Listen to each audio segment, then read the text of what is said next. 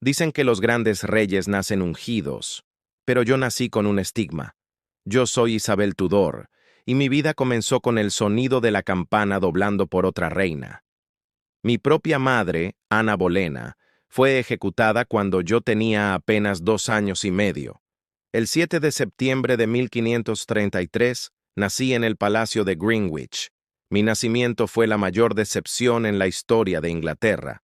Mi padre, el rey Enrique VIII, había desafiado a Roma y dividido a su iglesia, todo por la promesa de un heredero varón que mi madre le había jurado. Y yo fui la recompensa, una niña pelirroja con el temperamento de un león y el destino de una bastarda. La alegría duró poco.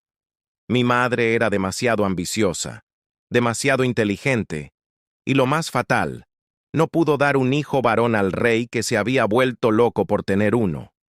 Mi vida en la corte terminó el 19 de mayo de 1536.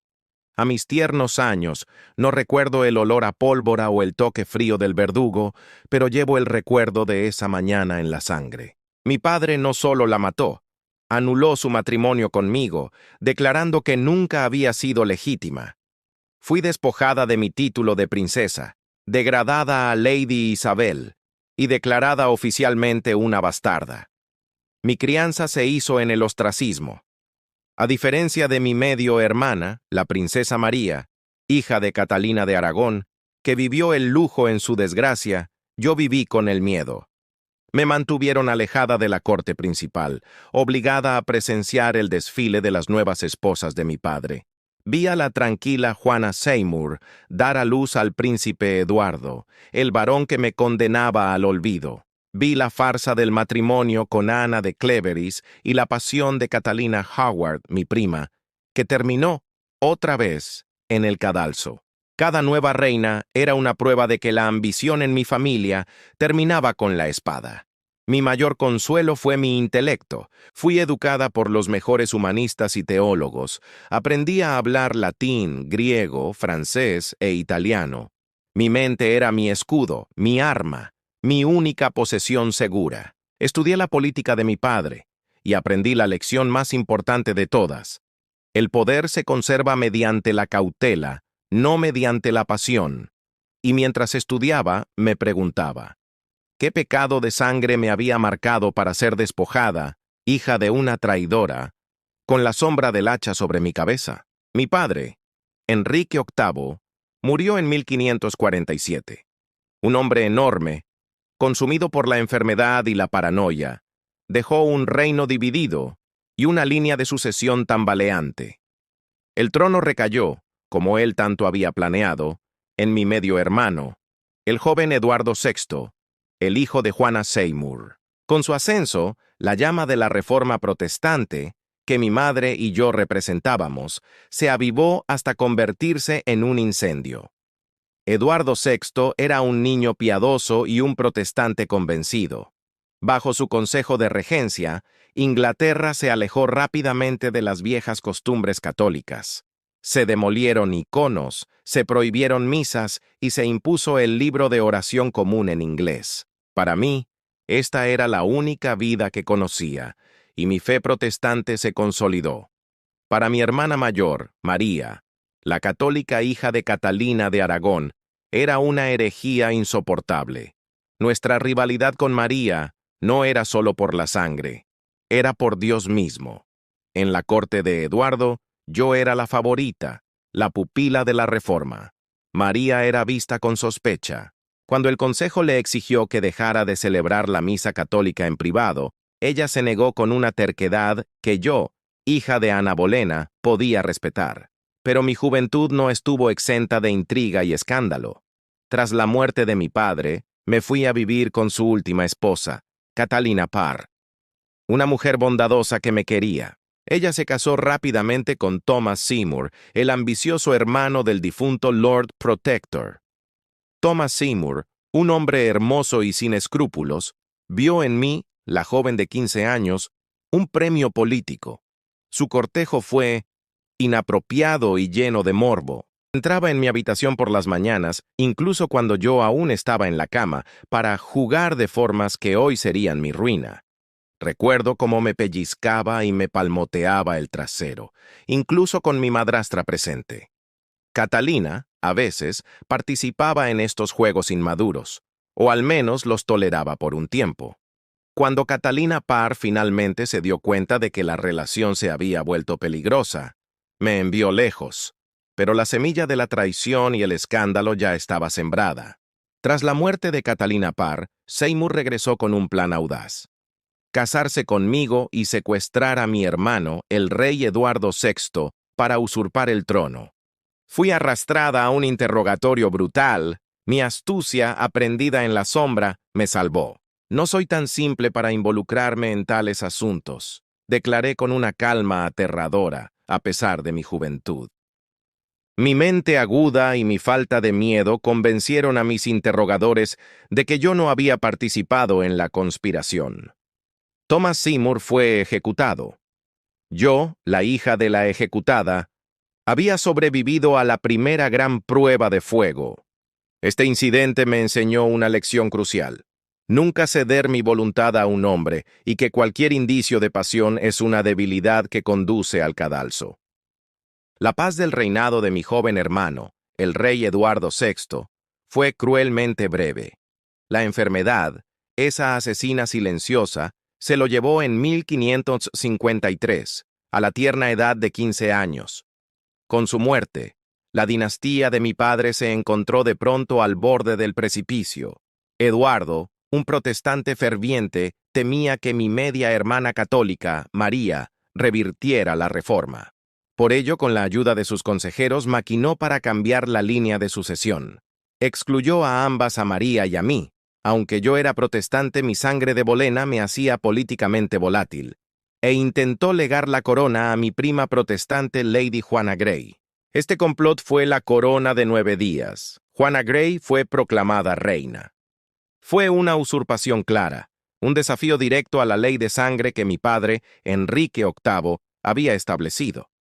Pero mi hermana María actuó con una audacia que nadie esperaba de la hija de la piadosa Catalina de Aragón. Reclamó su derecho por ley de sangre. El pueblo, que en su mayoría aún simpatizaba con la antigua fe y veía en María a la heredera legítima, se unió a ella. Lady Juana Grey fue derrocada y luego ejecutada. La ascensión de María I al trono fue mi exilio emocional y mi mayor peligro. Para ella, yo era el recordatorio viviente de la mujer que había destruido a su madre y la fuente de la herejía protestante. La corte se llenó de católicos, y la llama de la contrarreforma encendió una hoguera de miedo. Mi vida se convirtió en una constante vigilancia. La reina María se casó con el hombre más poderoso del mundo católico, el príncipe, y luego rey, Felipe II de España. Este matrimonio selló la alianza católica y me colocó bajo una amenaza mortal. Cuando estalló la rebelión de Wyatt en 1554, un levantamiento protestante contra el matrimonio de María y Felipe, el ojo de la tormenta se posó sobre mí. Fui acusada, sin pruebas sólidas, de conspirar con los rebeldes. La reina María, consumida por el rencor y el miedo, me ordenó arrestar. Fui llevada por barco a la Torre de Londres. Entré por la misma puerta de los traidores por donde había entrado mi madre. Al desembarcar, me negué a entrar en la torre bajo la lluvia y me senté sobre una piedra fría declarando: «No soy una traidora». Fue un acto de desafío que se hizo eco de mi madre, pero ejecutado con la astucia política de una Tudor. Pasé meses en la torre, convencida de que sería ejecutada. Los españoles y la propia María querían mi muerte. Solo la prudencia del Consejo Real, que temía una guerra civil si la princesa popular era asesinada sin pruebas concluyentes, me salvó. Fui liberada bajo arresto domiciliario, pero el mensaje era claro: mi existencia era una amenaza constante. Pasé el resto del reinado de María en la sombra, sobreviviendo con la única estrategia posible: obediencia exterior y resistencia interior. Tuve que asistir a la misa católica, fingir la sumisión, mientras en secreto rezaba por la supervivencia de mi fe y la promesa de mi destino. Mi mayor lección en esos años de terror fue simple: nunca mostrar tus cartas, nunca ceder ante la pasión y vivir lo suficiente para heredar. El reinado de mi hermana María I fue breve, sangriento y afortunadamente para mí, estéril. Ella se consumió en su misión de restaurar el catolicismo, quemando a casi 300 protestantes en la hoguera. El pueblo la temía y la detestaba. Su gran frustración fue su cama. María se casó con Felipe II de España, pero su anhelo por darle un heredero católico y consolidar su alianza fracasó. Sufrió lo que hoy se llama un embarazo fantasma o psicológico. La naturaleza, al igual que había frustrado a mi padre al darme a luz, frustró a mi hermana al no darle un hijo en absoluto. Mientras la reina María envejecía y su cuerpo se marchitaba, yo permanecía en la sombra, en mi modesta propiedad, leyendo mis libros griegos y latinos. Mi supervivencia era un acto de fe. Cada muerte de un protestante en la hoguera reforzaba la idea entre el pueblo de que yo, la hija de Ana Bolena, era la única esperanza para la libertad religiosa. En los últimos meses de 1558, el aire en la corte se hizo espeso con la expectación. La reina María se estaba muriendo. Su cuerpo, golpeado por la enfermedad y la melancolía por no tener hijos, se rendía. Mi destino pendía de un hilo. El clero católico y los españoles presionaban a María para que nombrara sucesora a mi prima católica, María Estuardo, reina de Escocia, saltándose la línea de sucesión y mi derecho de nacimiento. Pero la ley de mi padre, el testamento de Enrique VIII, demostró ser la fuerza más poderosa. La ley establecía que si Eduardo y María morían sin descendencia, el trono debía ser mío. María I, en su lecho de muerte, tuvo que reconocer la ley de sangre. Tuvo que enfrentar la amarga verdad de que su corona pasaría a la hija de la mujer que había despreciado. El 17 de noviembre de 1558, la reina María murió. La noticia me llegó bajo un roble, según la leyenda, o más probablemente, en el silencio de mis aposentos. Al recibir la noticia, no lloré. Fui la reina, la última esperanza de los Tudor. Mi respuesta, según se cuenta, fue recitar un verso en latín del Salmo 118. Ad domino factum est istud, et est mirabile in oculis nostris. Esto es obra del Señor, y es maravilloso a nuestros ojos. La hija de la concubina y de la traidora había sobrevivido a un padre tirano, a un hermano ferviente y a una hermana asesina para heredar el trono de Inglaterra. El pueblo, agotado por la persecución religiosa, salió a las calles para celebrarlo con un frenesí de alegría sin precedentes. Me veían como la nueva estrella, la joven y vibrante reina protestante. A los 25 años tomé la corona. La corona que había costado la vida de mi madre y la felicidad de mi hermana era ahora mía. La primera cosa que hice fue nombrar a mi fiel consejero, Sir William Cecil, para guiar mi gobierno. Mi prioridad: paz, estabilidad y la restauración definitiva de la Iglesia de Inglaterra, una versión moderada, sin el fanatismo de mi hermano ni la hoguera de mi hermana. Mi ascenso fue el milagro político más grande de la era Tudor. Mi madre había provocado el cisma con su ambición. Yo lo consolidaría con mi cautela. La euforia de mi coronación se desvaneció con la primera ineludible pregunta: ¿con quién se casará la reina? Todos en Inglaterra, desde el campesino hasta el consejero real, sabían que un monarca debía casarse para asegurar la sucesión. Pero yo había visto el precio del matrimonio real: la sangre derramada por mi madre, la humillación de mi hermana María y el ciclo interminable de paranoia y ejecución de mi padre, Enrique VIII. Mi lección era clara. El matrimonio es el arma más afilada contra la corona. Me negué a compartir mi poder. Casarme con un príncipe extranjero significaba someter a Inglaterra a los intereses de España o Francia. Casarme con un noble inglés significaba iniciar una guerra civil entre las facciones celosas. Mi respuesta al mundo fue la más política y seductora posible. Me declaré la reina virgen. Mi cuerpo, mi útero y mi corazón pertenecían a Inglaterra. Yo era la esposa mística de mi reino. Sin embargo, el corazón es un traidor. Mi resolución se enfrentó a una pasión tan intensa como la que había consumido a mi padre, Robert Dudley. Dudley era el hombre más hermoso de la corte, mi compañero de juegos de la infancia, un hombre que había compartido las sombras de mi juventud y que estaba marcado como yo por la historia Tudor. Su propio padre había sido ejecutado por traición. Nuestro vínculo era magnético. Lo nombré maestro del caballo, el puesto más íntimo, manteniéndolo siempre a mi lado. Nuestros gestos, nuestras miradas, los regalos que le concedía, eran la comidilla de toda Europa. Era el amor de mi vida. Y por un tiempo, estuve dispuesta a arriesgarlo todo por él. Yo le quería para mi cama, para mi trono, para mi vida. Pero la historia se repitió con un morbo escalofriante.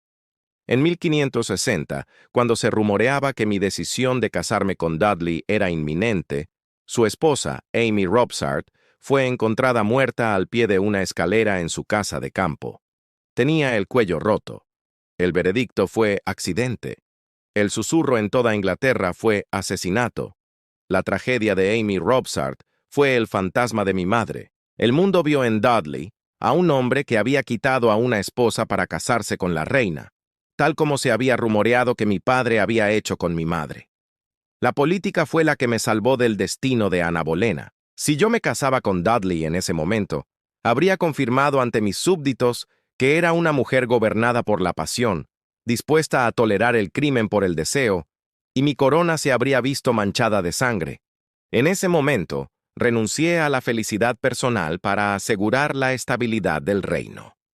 El matrimonio con Dudley fue proscrito. No podía arriesgarme a que la historia dijera que la hija de la decapitada había subido al trono por una traición sangrienta.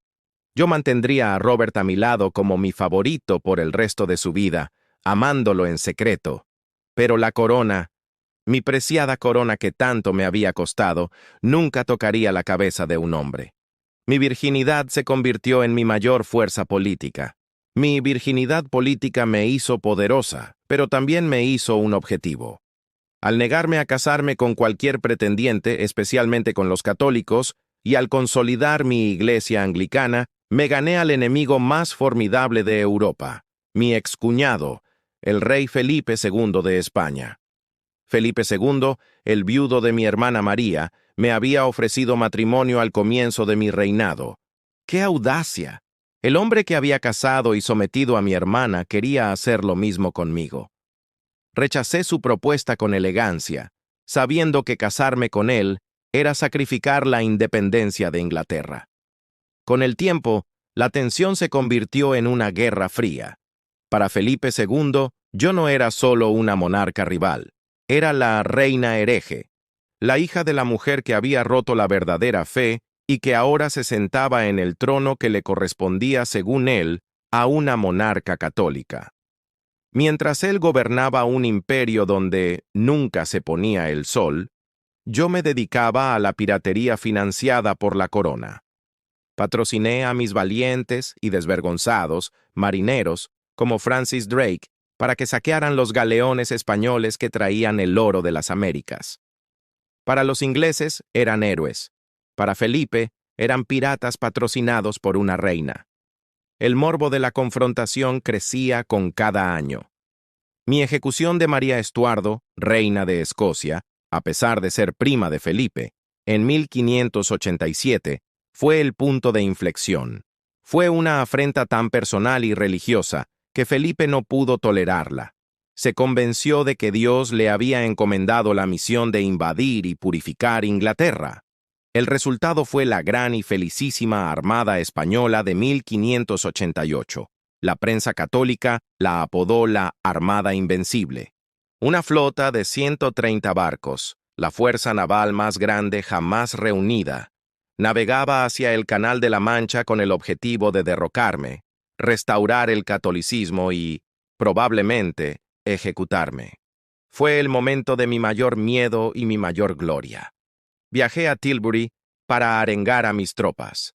Vestida con una armadura plateada sobre mi vestido blanco, montada a caballo, Me dirigí a mis soldados, que esperaban la invasión en la costa. Mi discurso no fue de una virgen asustada, sino de la hija de un rey guerrero, con un morbo digno del orgullo Tudor.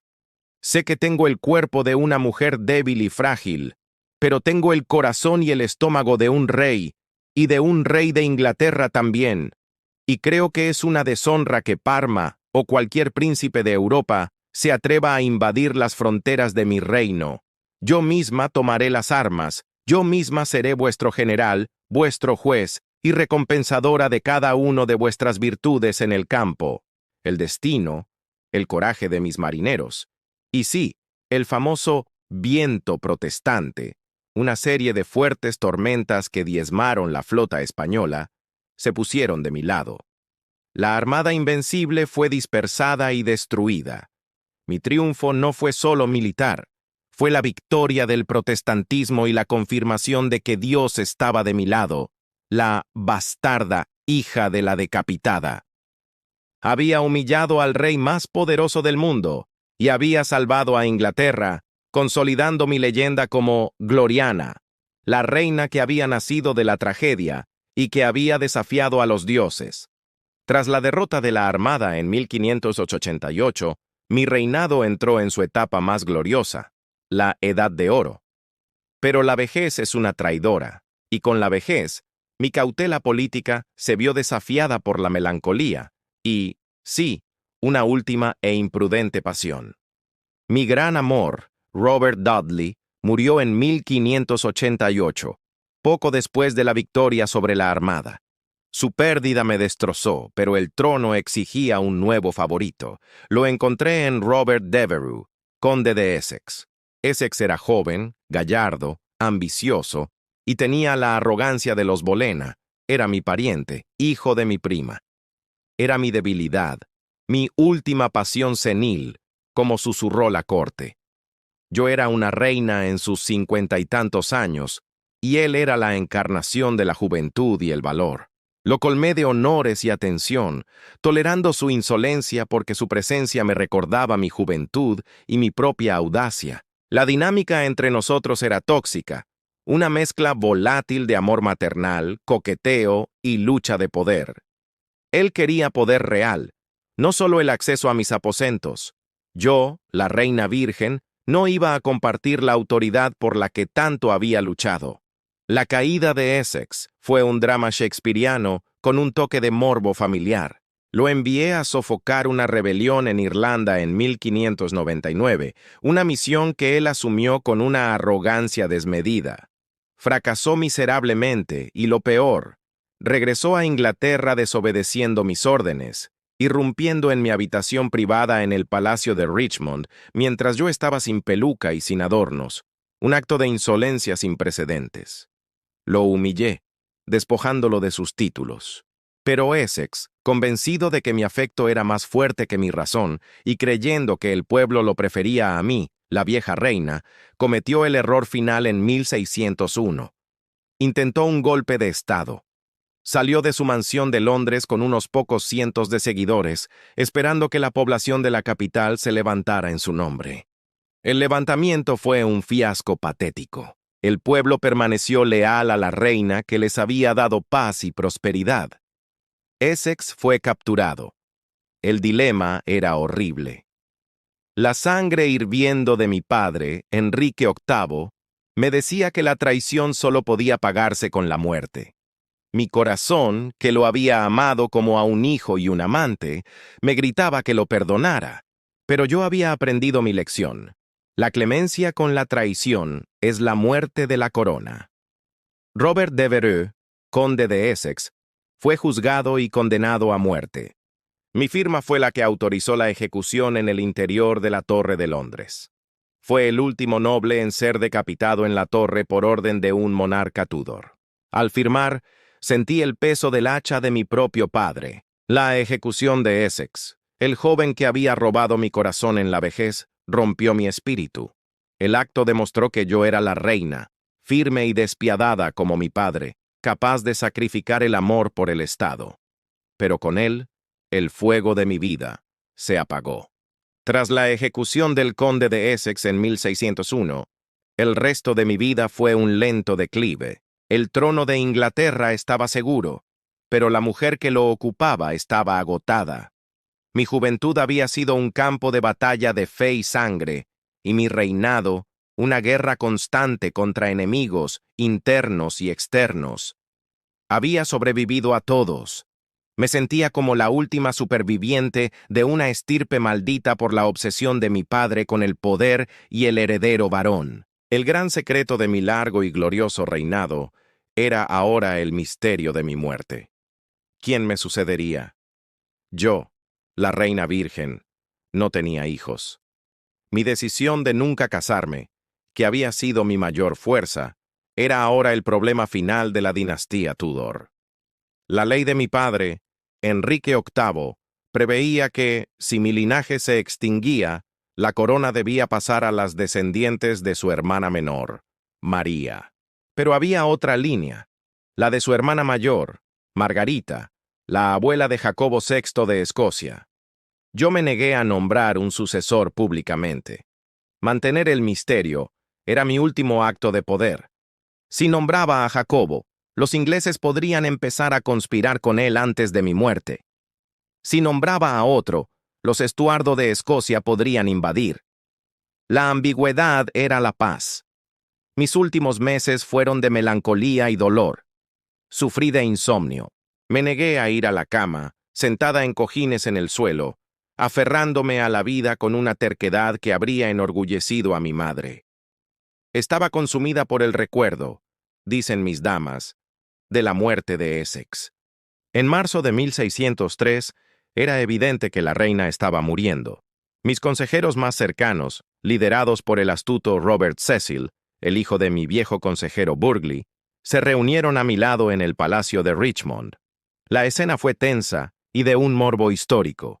Los hombres que habían servido a la hija de Ana Bolena me presionaron para que hablara, para que resolviera la crisis de sucesión que mi padre había intentado prevenir a toda costa. ¿Quién se sentará en mi trono?, me preguntaron.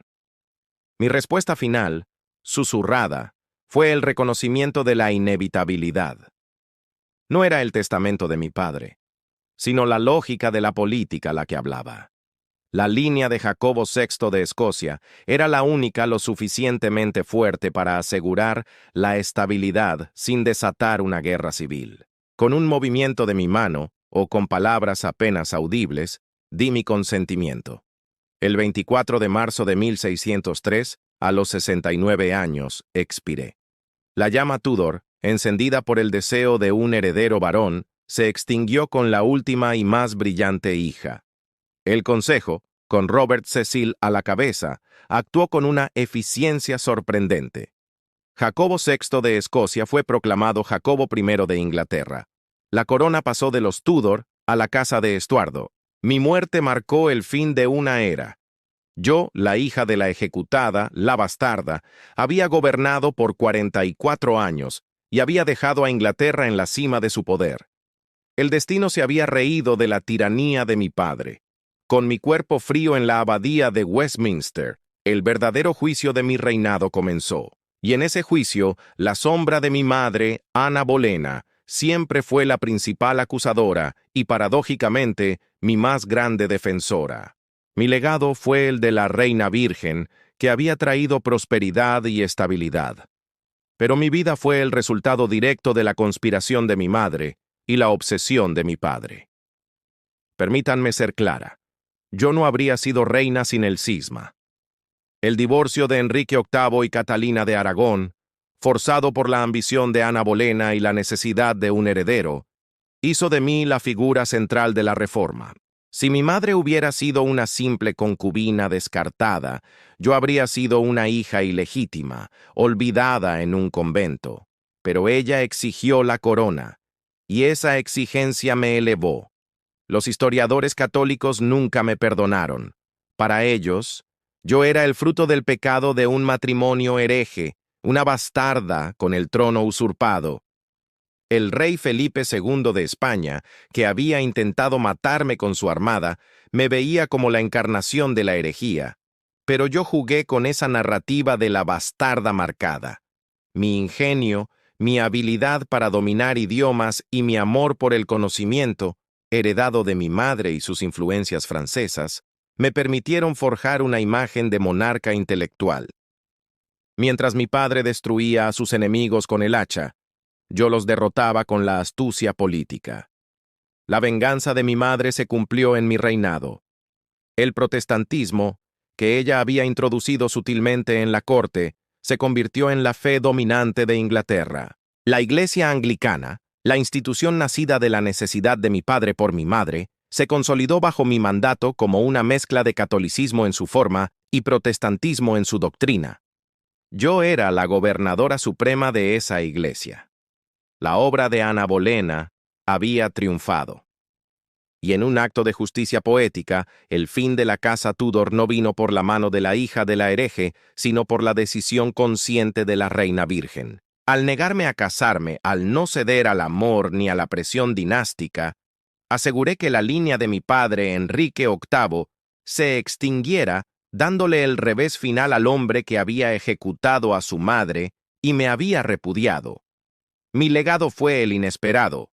La hija de la infamia se convirtió en la reina de la gloria. La sangre que debía haber sido el sello de mi vergüenza se convirtió en el único derecho de sangre que quedaba. Mi muerte en 1603 no fue el final de mi historia, fue el comienzo de mi mito. El reinado de mi sucesor, Jacobo I, fue políticamente menos estable y visualmente menos cautivador que el mío. Esto permitió que la nostalgia se apoderara de Inglaterra, elevándome rápidamente a un estatus casi divino. El mito central de mi gloria fue el culto de la reina virgen. Yo, la hija de una mujer acusada de adulterio e incesto, me convertí en un símbolo de pureza e inmaculada devoción. Mis retratos producidos en masa a lo largo de mi reinado me mostraban como una figura atemporal, con una piel pálida e inmaculada, vestida con encajes rígidos y perlas, símbolo de castidad, con pelucas rojas y elaboradas que ocultaban mi cabello real y a menudo adornada con corazones o globos terráqueos, sugiriendo que yo era la esposa de mi pueblo y del mundo. Fui retratada como Astraea, la diosa de la justicia de la Edad de Oro. Fui Gloriana, la heroína épica. Fui la mujer que había desafiado las leyes de la naturaleza y de la realeza para gobernar sola. El morbo de este culto radica en la contradicción. La hija de la pasión sexual descontrolada de Enrique VIII se convirtió en el ícono de la castidad.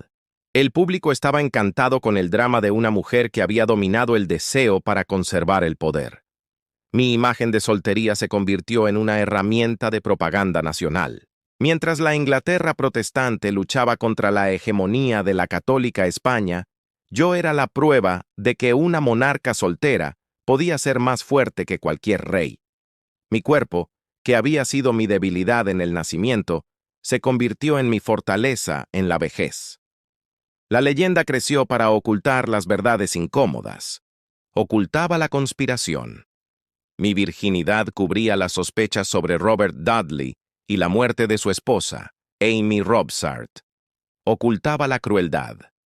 El culto a Gloriana minimizaba las torturas y ejecuciones a los sacerdotes católicos bajo mi mandato, justificándolas como actos necesarios para la pureza de la nación.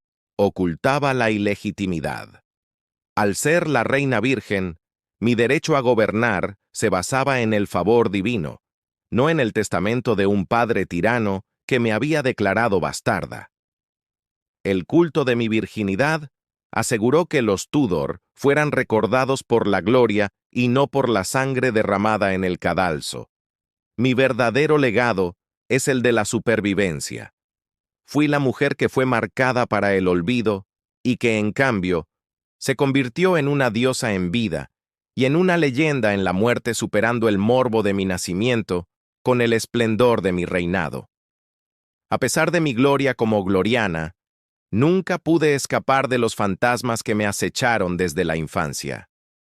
La Torre de Londres no fue solo el lugar donde mi madre murió y donde yo fui encarcelada. Fue el epicentro de la moralidad Tudor. el lugar donde la ambición se cobraba su precio. Y la torre es donde mi fantasma, si pudiera hablar, diría que se libran los juicios más profundos.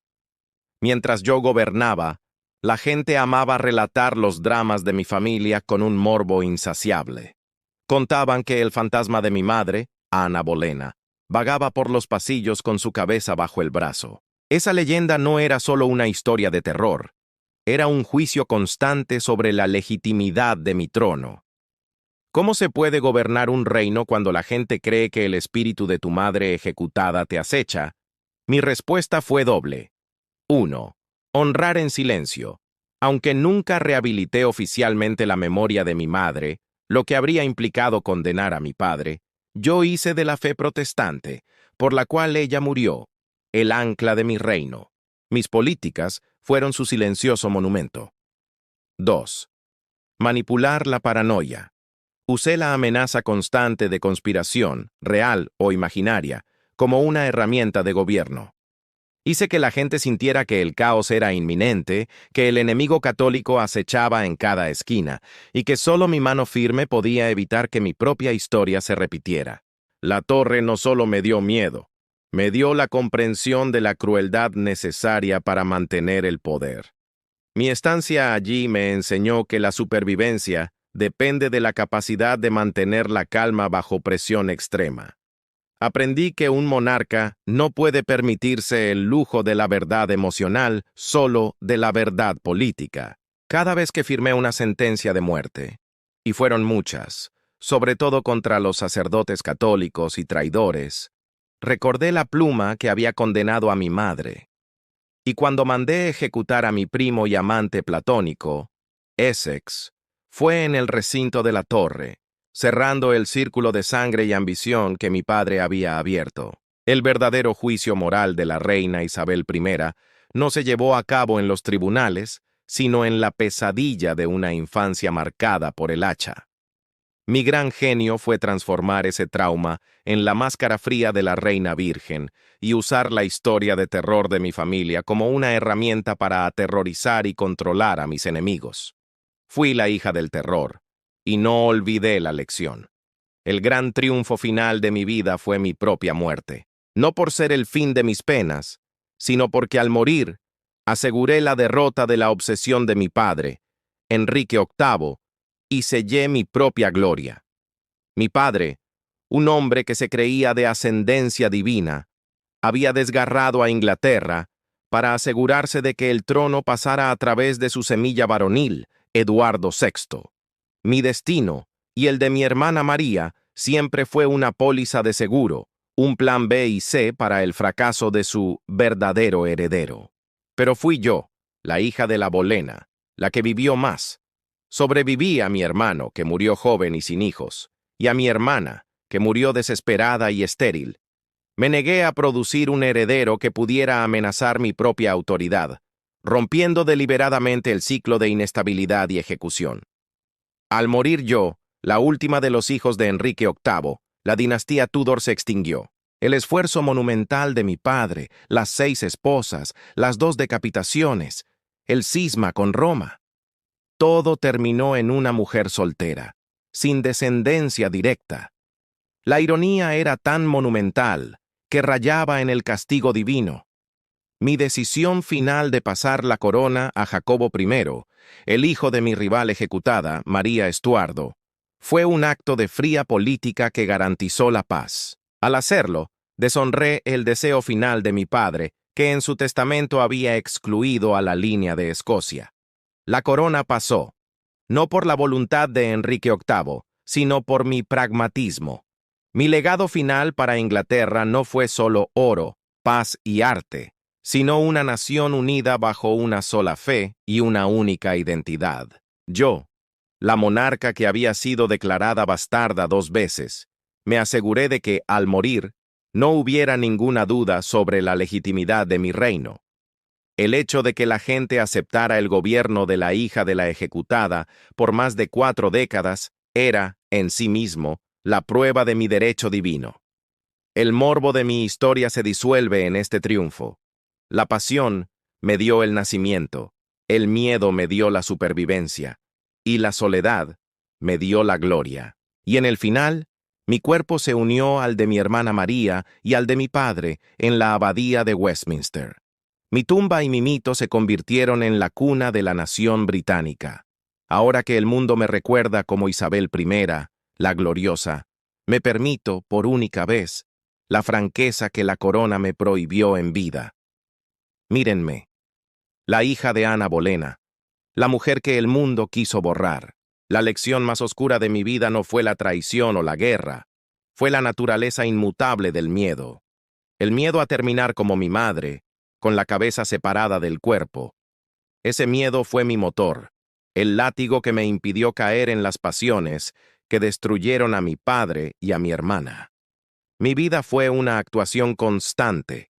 Cada vestido, cada joya, cada palabra y, sobre todo, mi virginidad, fueron herramientas calculadas para la supervivencia. Usé el morbo de mi propia historia, la sangre de mi familia, para crear un aura de invencibilidad.